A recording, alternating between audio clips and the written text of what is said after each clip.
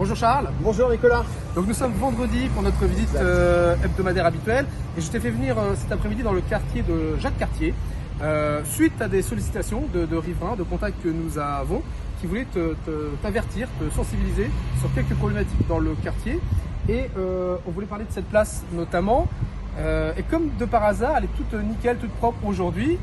Y a-t-il selon toi un envers du décor? Alors il y a un envers du décor puisque parallèlement aux alertes de riverains que nous avons reçues sur la dégradation qu'il peut y avoir tout autour du quartier et les incivilités, eh bien on a reçu aussi une invitation pour inaugurer un élément du budget participatif demain à 11h30. Donc effectivement, a priori, on y sera.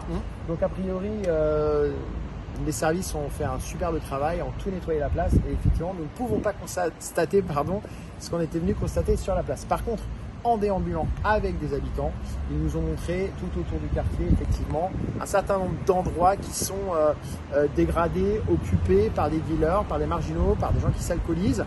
C'est vrai, quand on passe comme ça la rue de l'Alma, on ne se rend pas compte, c'est plutôt propre de manière générale, mais quand on rentre dans les détails, on s'aperçoit que certains habitants vivent ce qu'on peut appeler un harcèlement du quotidien, des occupations de garages squattés, des gens qui se piquent, des gens qui se droguent, des seringues, du deal sous leurs fenêtres.